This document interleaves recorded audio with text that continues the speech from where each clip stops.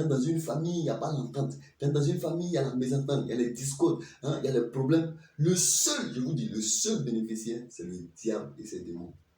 Parce que quand vous êtes en train de penser à tous ces problèmes, vous avez laissé votre pensée là, c'est lui-même qui domine votre pensée. Donc s'il a dominé votre pensée, il a fini avec vous comme ça, c'est fini. Du coup, tu n'as plus le temps de penser à la parole. Tu n'as plus le temps de penser à la parole. Tu ne penses plus rien à ça et à venir résoudre vos problèmes. Donc c'est fini. Lui, il a déjà eu. Il vous a déjà vu comme ça. Et il rit, il en rit. C'est pourquoi le moment est arrivé de ne pas laisser Satan prendre le dessus encore sur toi. Oui. Donc on s'en va. Le projet de délivrance. Donc, ce sont ces esprits, ces caractères qu'il a mis en nous là, qui ont fait de nous ennemis de Dieu. Ce sont ces caractères, ce que nous manifestons, oui, chaque jour. La colère, la haine, la vengeance, la rancœur. Ce sont ces choses que le diable a fait implanter en nous, qui ont fait de nous ennemis de Dieu. C'est ce qu'on appelle les péchés. Donc les péchés, ce sont les caractères. On a vu que le péché, c'est le diable, c'est lui-même, c'est son esprit. Oui, donc c'est lui-même. Donc, les péchés, maintenant, ce sont les caractères. Ce sont, on peut dire, les fruits de ce arbre qu'on appelle le péché. C'est ce qu'on appelle les péchés. Donc, ce sont les caractères du péché. Donc, les caractères, là, nous allons les manifester. Donc, un esprit qu'on appelle péché, nous a eu domicile en nous qui est l'esprit du diable.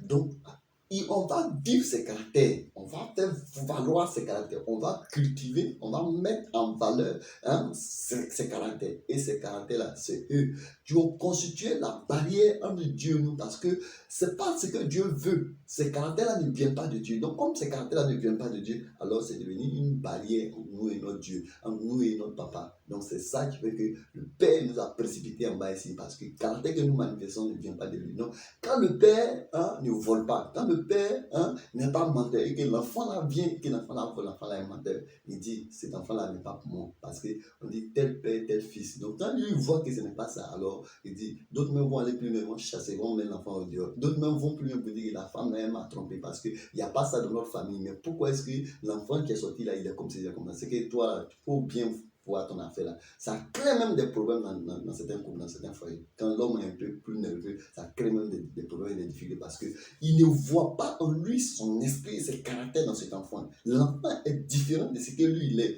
Donc en même temps, il va le précipiter, il va le jeter. Voici pourquoi nous sommes retrouvés dans le monde ici. Donc Dieu ne voit pas son esprit, ses caractères en nous. Alors nous a jetés, sinon il nous a jetés. Donc ces caractères-là sont devenus alors une barrière. Mais ces choses-là habitent en nous, ces choses-là sont formées en nous. Mais comment il faut les détruire? Comment il faut les détruire pour rebâtir, pour reconstruire, pour reconstruire pour Dieu en nous? Et c'est ce processus-là que nous savons faire. Et ce processus-là, c'est ça qui permet de chasser Satan définitivement. Donc, on va confirmer que ce sont les caractères-là qui ont constitué la barrière entre nous et Dieu, et qui ont fait que Dieu ne nous entend pas et que Dieu ne nous écoute plus, parce que il y a une barrière. Donc, s'il y a un mur, alors ce que nous disons, ce que nous faisons ne touche même pas Dieu, ça n'arrive même pas à lui. Non, il n'est au courant de rien de ce que nous, à cause de ces caractères. Donc, on va lire Isaïe 59, verset 1 à 2. Isaïe 59. Isaïe 59, verset 1 à 2. Il dit ceci. Il dit, voici, la main de l'Éternel n'est pas trop courte pour sauver, et son oreille n'est pas sourde au point de ne plus nous entendre. Mais ce sont vos iniquités, qu'on appelle les péchés, qui ont dressé une barrière entre vous tous et votre Dieu. Donc tous vos péchés sont privés de la gloire de Dieu. Donc tous ont contracté cette alliance avec le diable, parce que tous sont sortis d'Adam. Alors tous ont alors mis cette barrière à cause de ces caractères, la colère, la haine. Donc ces caractères qui sont en nous là, ont mis une barrière, et ces caractères là font que Dieu ne nous entend plus. C'est pourquoi il dit que le peuple m'honore du bout des lèvres. Donc même tant bien même que le peuple parle de Dieu et qu'il y a la colère en lui, il y a la haine en lui, alors il dit son cœur est éloigné de moi. Donc, sa pensée, son âme est éloignée de moi, parce que les caractères qui sont formés en lui là, parce que les caractères sont liés à notre âme. Donc les caractères qui sont liés à ton âme là, alors ce sont les caractères qui ne viennent pas de Dieu. Donc tu es éloigné, ton cœur est éloigné de lui. Donc toute ton adoration, tout ton acharnement, toute ta détermination, tout ton zèle face aux choses de Dieu là est vain. Parce qu'il y a la colère encore en toi, il y a la haine encore en toi, il y a la jalousie encore en toi. Parce que quand tu vas finir toute cette détermination, que tu arrives à la maison, on ne peut pas te reconnaître. Tu es une autre personne. La colère, la haine, la rancœur, la la jalousie, les cris, les bavardages inutiles, c'est ça qui te caractérise. Donc ton cœur va lui, parce que toutes ces choses ne viennent pas de Dieu. Donc tu ne peux pas aller dire à Satan, sort, pendant que toi-même, il y a la colère en toi, il y a la haine en toi, en tant toi-même qui est Satan. Donc vous voyez, c'est quoi j'ai appelé un peu plus tôt la comédie. C'est un amusement. Ça n'a pas de sens. Parce que ça ne permet pas à l'homme d'être propre aux yeux de Dieu. Ce n'est pas possible, ça ne permet pas à l'homme. Non, ça ne permet pas. Donc c'est celui, bon, on va y arriver. Donc je continue ma lecture. Il dit, oui, ce sont vos péchés qui vous ont caché mon visage et qui ne vous entendent plus. Donc nos péchés nous ont caché le visage de Dieu et Dieu ne nous entend plus. Vous voyez. Donc vous voyez comment, à cause de ce que le diable a mis en nous, on est caché de Dieu et Dieu ne nous entend plus. Et ce sont ces caractères-là qui nous ont salis. Ce sont ces caractères-là qui nous ont rendus sales devant le Dieu. Et c'est pourquoi Dieu va passer par un processus. Et ce processus, et vous voyez la gravité de la naissance charnelle, la gravité de la nature humaine. C'est pourquoi jamais je vous invite tous à vous approprier du livre. Le pouvoir de l'eau et du sang de la naissance a scellé le sort de tout être humain. Donc vous voyez comment à travers une naissance, le sort de l'homme est scellé. Il est destiné à l'abattoir parce qu'on l'a marqué. Donc si on l'a marqué, il est devenu propriété de quelqu'un. Si il est devenu propriété de quelqu'un, alors il doit vivre obligatoirement la vie de quelqu'un. Et mes frères, c'est dangereux, c'est trop dangereux. Donc je vous invite à prendre votre livre, le pouvoir de l'eau et du sang de la naissance. Parce que ce que la naissance nous a donné là, ce n'est pas de l'amusement. L'adoration de Dieu, ce n'est pas du jeu, ce n'est pas de l'amusement où chaque dimanche on va aller, on va s'asseoir parce qu'on est content.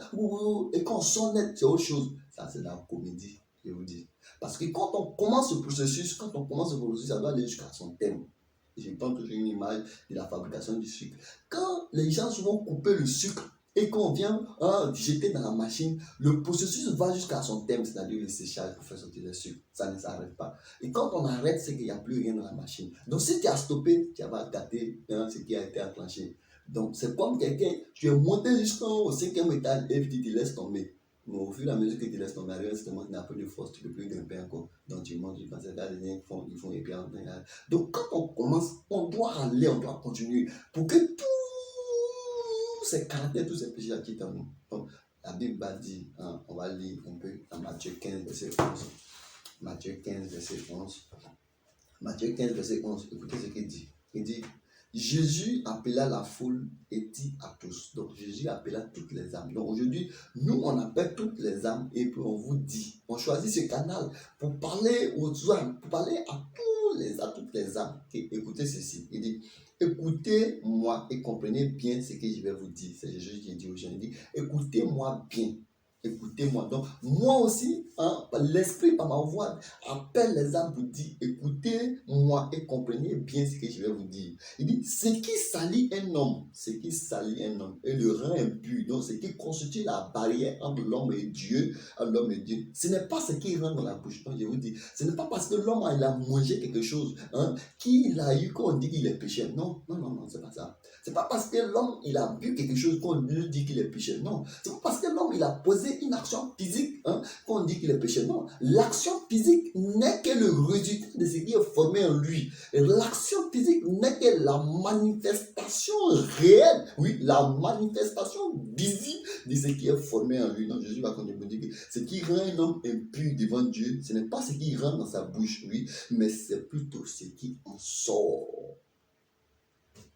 Donc, le physique n'est que le résultat de ce qui est en lui, ce qui on lui a communiqué au travers de la naissance, il ne peut que faire sortir. Donc, l'objectif pour Dieu, ce n'est pas d'apprécier l'action physique. C'est pourquoi Jésus dit qu'on ne juge pas selon l'apparence, parce que l'apparence n'est rien, mais il faut aller dans le cœur de l'homme, aller extirper ce qui est formé là-bas pour pouvoir faire sortir. Une fois qu'on fait sortir ce qui est là-bas, donc du coup, il ne peut plus représenter ça encore parce que ça n'a plus en lui. Donc, une fois qu'on a fait sortir la colère, tu ne peux plus être colérique encore. Oui. Donc quand on te parle, ça te fait rire.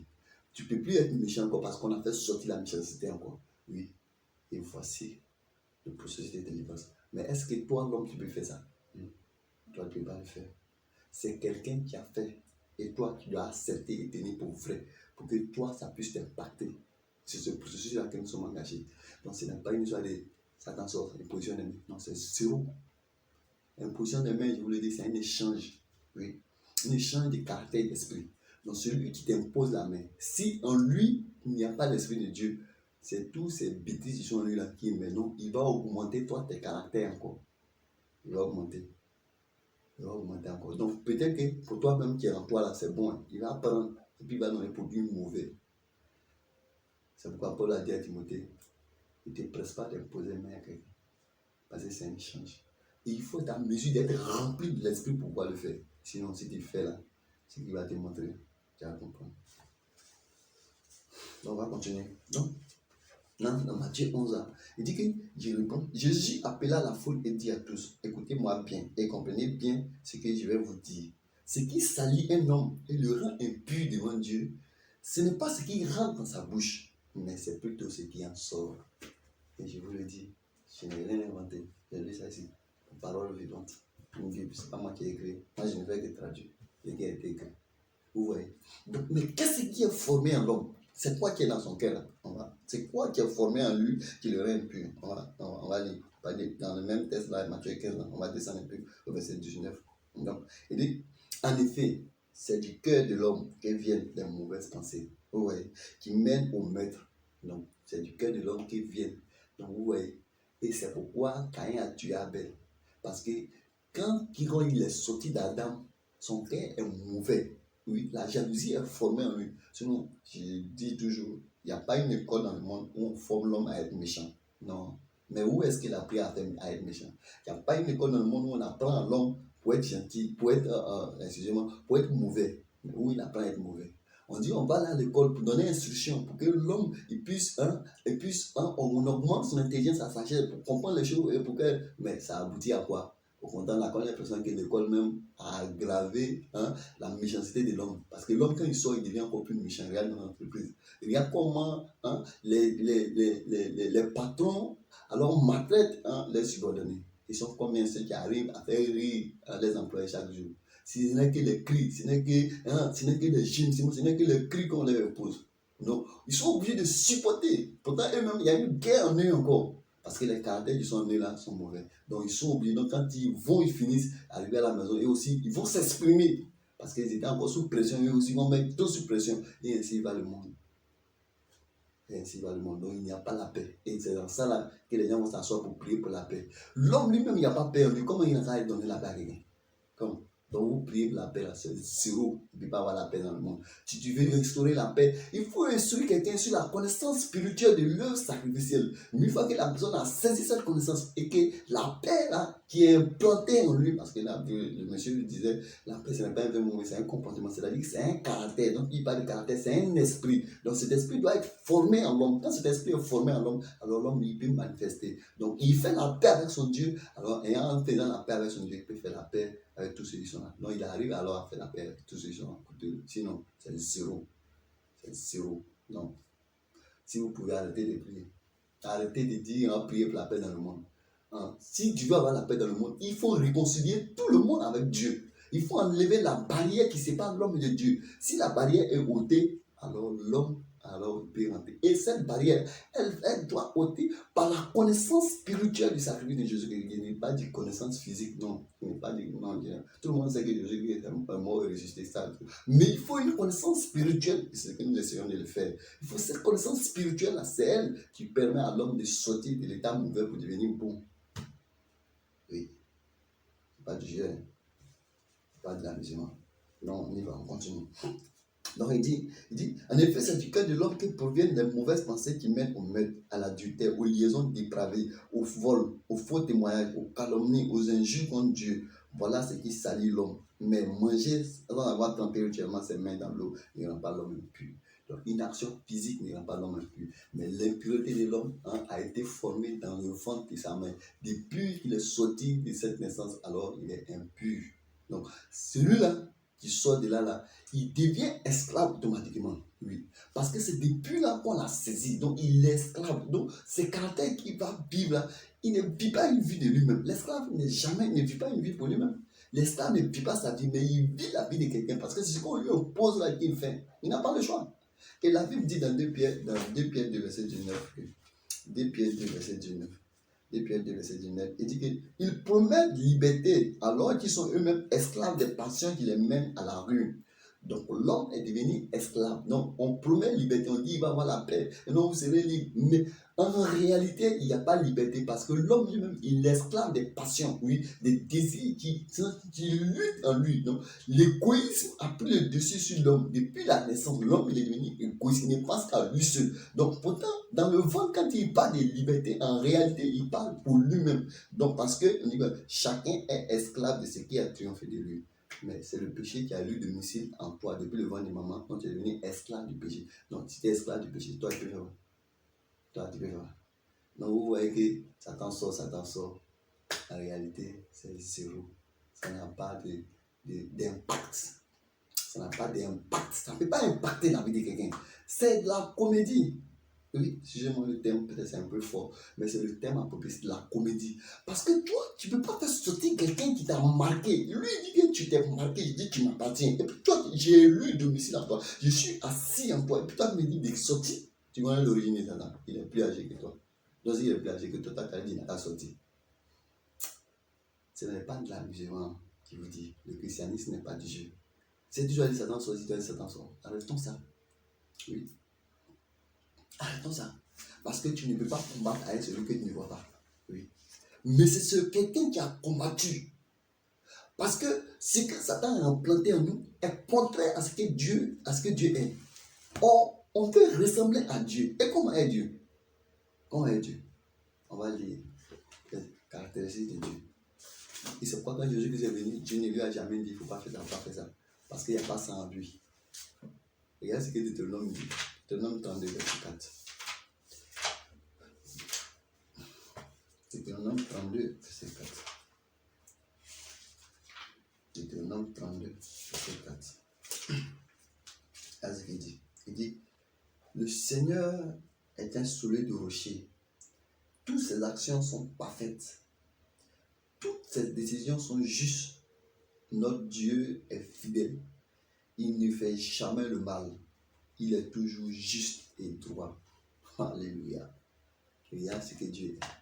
Il ne fait jamais le mal. Il est toujours juste et droit. Et c'est ça qui veut que nous devenions pour que nous soyons en paix avec nous-mêmes. Il veut que nous devenions comme ça. C'est quoi? Il dit que vous serez parfaits comme votre Père l'est. Donc nous, il veut nous rendre parfaits. Il veut nous faire porter son esprit, c'est parce que c'est son esprit qu'il a retiré en nous. Donc c'est cette promesse de l'esprit qui nous a promis. Oui. Parce qu'en son esprit se trouvent ses richesses. Et ces richesses-là, c'est ça qui nous donne la paix, la stabilité. C'est pourquoi l'homme, tant bien même qu'il possède les biens de ce monde, n'est pas en paix. Parce qu'il n'a pas encore l'esprit qui reproduit la paix en lui. Parce que ces caractères-là, mauvais, là, jubilent en lui. Les passions et les désirs qui sont en lui, là, ne lui permettent pas d'être en paix. Donc Dieu a pour but de pouvoir nous sortir de ces caractères mauvais et pour nous rendre bien. C'est pourquoi il va envoyer notre grand frère Jésus. Parce que c'est un processus. C'est un processus, un plan. Nous sommes rentrés dans une vie. Être né, c'est être rentré dans une vie. Et cette vie-là, alors, possède en lui tous ces caractéristiques. Et ces caractéristiques-là sont contraires à ceux de Dieu. Donc, c'est pourquoi on appelle ça Satan. Parce que Satan, ça veut dire adversaire. Oui. Alors, Satan, c'est un adversaire. Donc, c'est l'adversaire parce que c'est contraire à ce que Dieu est. Donc, l'adversaire, c'est celui qui fait toujours contraire à l'autre. Oui, il est toujours opposé à l'idée de l'autre. Donc, ce qu'on vient de lire dans Deutéronome 32, verset 4, est opposé catégoriquement au diable. Parce que le diable, lui, il n'est pas juste, il est injuste. Donc, quand quelqu'un est injuste, c'est pas lui, c'est le diable. Si tu vois quelqu'un qui a de commettre une injustice, c'est pas lui, c'est le diable. Si quelqu'un qui a de faire mal, c'est pas lui, c'est le diable. Si quelqu'un qui a de tuer, c'est pas lui, c'est le diable. Oui, on a un seul unique ennemi, c'est le diable. Ton ennemi, ce n'est pas l'homme, ce n'est pas celui que tu vois. Non. Il n'est rien, il n'est qu'une marionnette. C'est comme, les max. Hein. Dans le max, c'est tout quelqu'un. Donc, ce n'est pas ce qu'on voit là qui est quelque chose, mais c'est l'homme qui est dedans, c'est lui qui est quelque chose. Donc, quand on le fait sortir, alors le max n'est rien, il ne peut plus bouger. Et c'est ça l'homme. Donc, l'esprit qui a pris possession de l'homme qui l'a marqué, c'est lui qui est notre ennemi. Ce n'est pas le masque que tu vois. Non, ce n'est pas le masque que tu vois. Si le masque vient te taper, que tu veux réagir, tu ne vas pas taper le masque, mais tu vas chercher à taper lui qui est dans le masque, c'est lui que tu vas taper. Parce que c'est lui qui a fait un mouvement. Donc, si tu veux détruire quelqu'un, tu veux attaquer quelqu'un, il faut chercher le diable. Il ne faut pas voir lui qui est venu te faire mal, lui qui est venu t'insulter. Il ne faut pas réagir parce que c'est le diable qui l'a inspiré pour te réagir. Parce que qui est-ce qui l'inspire en venant? Il va atteindre quel but? Mes frères, ce n'est pas Dieu. Les choses sont complexes. Il faut pouvoir l'apprécier de façon spirituelle pour pouvoir comprendre cette dimension des choses. Donc, on s'en va toujours. Donc, au Romains 8, verset 3, on va lire ça. On va lire ça dans le Seigneur. Romains 8, verset 3. Comme nous sommes devenus déjà esclaves, et étant esclave, on ne peut pas alors se défaire de cette vie. Parce que l'esclave ne peut pas se libérer lui-même. Je vous le dis. Et le constat, le monde, c'est ce qui dit que tout ce qui s'est passé dans le monde, c'est pour nous enseigner sur des réalités spirituelles. Et on a vu que l'esclavage s'est passé véritablement dans le monde ici. Et si l'esclavage s'est passé dans le monde ici, on a vu que ce ne sont pas les esclaves eux-mêmes qui se sont libérés. Il y a eu celle des mutineries, il y a eu celle des révoltes, mais ils n'ont pas pu alors se libérer parce que l'esclave ne peut pas s'affranchir lui-même. Oui. Mais ce sont des gens qui sont extérieurs à l'esclavage. On prend le cas de la Côte d'Ivoire que je connais, qu'on a étudié à l'école. Oui. Le cas de la Côte d'Ivoire, ce sont des hommes comme Félix Houphouët-Boigny qui ont lutté, mais eux ne sont pas esclaves, eux n'étaient pas en esclavage. Oui, ils n'étaient pas en esclavage. C'est vrai que le pays était en esclavage, mais eux n'étaient pas. Ils ont lutté pour abolir l'esclavage. Et pas le cas des États-Unis. Oui. Ou ce sont des hommes qui étaient extérieurs à l'esclavage, qui ont lutté, qui ont milité pour que l'esclavage puisse abolir. Donc, l'esclave ne peut pas s'affranchir lui-même. C'est quelqu'un qui sort de l'extérieur pour venir là, le faire affranchir. Donc, tu es devenu esclave du diable parce que tu manifestes sa vie et ses caractères sont implantés en toi. Donc, du coup, toi, tu ne peux pas t'extraire de cette vie. Donc, on va te dire que Satan sort, c'est zéro. Zéro. Tu ne peux pas sortir de cette vie. C'est zéro. Donc, c'est quelqu'un qui va venir pour nous faire sortir. Et nous allons commencer. Comment alors on a été sorti de l'esclavage du diable. Comment on a vaincu le diable une fois pour toutes. Et c'est lui qui rentre dans cette connaissance et qui médite cette connaissance chaque jour dans sa mémoire. Alors, celui-là, il demeure dans le processus, dans le processus de perfection qu'on nous a établi au travers d'une autre naissance qu'on nous a donnée. Donc, pour établir cette naissance, on a détruit l'ancienne naissance et on a établi la nouvelle naissance. Donc, nous allons commencer le processus. Et comme nous sommes incapables de nous faire sortir, comme l'esclave ne peut s'affranchir le seul, donc il faut quelqu'un qui va venir prendre sa place pour pouvoir le faire sortir. C'est pourquoi que d'autres avaient travaillé. Et je vous ai envoyé récolter le fruit de leur labeur. Donc, un travail qui ne vous a coûté aucune peine. Donc, nous n'avons pas participé. C'est comme le monsieur allait voler. Et les policiers sont venus le poursuivre. Ils sont venus le poursuivre. Ils sont venus le poursuivre avec une telle détermination. Et arrivé là, quelqu'un se met devant. Il dit, c'est moi. On dit, non, c'est pas toi. Il dit, c'est moi. Et puis, on le prend. Et celui-là, il va le subir. Ce que celui qui a volé là devait subir. Donc, lui, il va subir les coups, il va subir tout. Et c'est ce que Jésus est venu faire pour nous. Donc, c'est lui qui est venu faire pour nous. Avant qu'il ne vienne, c'est un processus qui a commencé depuis le royaume. On va lire Psaume 2, verset 7. Psaume 2, verset 7, il dit ceci. Psaume 2, 7. Je lis ça dans la parole de vie. Je lis ça dans la parole de vie. Psaume 2, 7, excusez-moi. Je vais laisser la parole de vie, c'est ça qui est devant moi. Je vais laisser devant. Psaume 2, 7. Psaume 2, 7. Bon, je vais laisser ça dans le second. Excusez-moi. Je vais laisser ça dans le second. Psaume 2, 7. Psaume 2, 7. Il dit ceci, Psaume 2, 7 dit, je publierai le décret. L'Éternel m'a dit, tu es mon fils, je t'ai engendré aujourd'hui. Alléluia. Donc, comme on ne peut pas s'affranchir, donc Dieu, comme l'image du peuple d'Israël dans le désert, ou en Égypte plutôt, où Dieu est descendu pour le faire sortir. Donc, qu'est-ce qu'il va faire? Il va faire sortir notre grand frère, depuis le royaume. Il dit, je publierai le décret, tu es mon fils aujourd'hui, je t'ai engendré. Oui. Donc, quand il va le faire sortir, il va le faire sortir depuis le royaume. Et qu'est-ce qu'il a dit dans Hébreux 10, verset 5? Il dit, Christ entrant dans le monde dit, Dieu, tu n'as voulu ni sacrifier ni offrande, mais tu m'as formé un corps. Alors, il va mettre le tout dans un corps. Et c'est ce corps-là qui va le déposer dans le ventre de Marie. Donc, on va lire ça. Romains 8, verset 3 dit, car ce que la loi était incapable de faire, parce que l'état de l'homme la rendait impuissant, C'est un enseignement qui est très terrible. Je ne vais pas trop rentrer dans les détails sur ça, parce que si on veut rentrer, la vidéo sera très très très longue. Donc, je vais passer dessus, mais il y aura un moment où on va rentrer dessus tous ces processus-là, de comment il a quitté dans le royaume, comment il est venu, et comment on l'a formé, on l'a déposé dans le ventre de Marie, et puis comment on l'a formé, un corps semblable, comment alors pour venir nous faire sortir, pour venir, pour faire son travail. On aura le temps de pouvoir parler de ces choses en loin et à large avec des versets bien remplis, on va l'appui pour pouvoir alors éclairer toujours les âmes. Donc, mais pour aujourd'hui, on va passer dessus, de manière truc, et puis on va avancer. Donc, ce que la loi était incapable de faire parce que l'état de l'homme la rendait impuissante, Dieu l'a fait. Il a envoyé son propre fils avec une nature semblable à des hommes pécheurs. Donc, Jésus-Christ a porté une nature semblable à des hommes pécheurs. Donc, lui, il a porté nous, notre nature de pécheur. Il a porté ça. Donc, et pour régler le problème du péché, il a exécuté sur cet homme la sanction qu'encourt le péché. Donc, Dieu, pour régler le problème du péché, pour régler le problème du diable, il a exécuté sur Jésus la sanction quand on pousse ce péché. Et c'est l'image que je vous ai pris. Le gars, il a volé.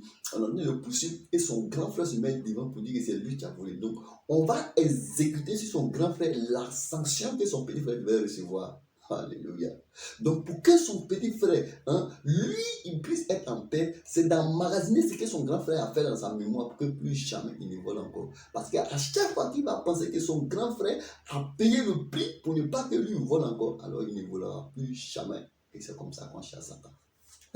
Alléluia. Donc, nous sommes en route. Donc, Jésus-Christ va porter la nature humaine qui est remplie de colère, qui est remplie de haine, qui est remplie de vengeance. Donc, chaque jour que nous allons penser comment nous, notre grand frère, a porté cette nature, lorsque colère vient, on dit non, niet, toi, mon grand frère a gémi, a souffert, pour que plus jamais moi je ne sois un colérique, pour que plus jamais moi je ne sois méchant, pour que plus jamais moi je ne parle mal à quelqu'un, pour que plus jamais moi je ne suis quelqu'un, et toi, tu vas venir m'embrouiller pour que je suis quelqu'un. Dis devant moi.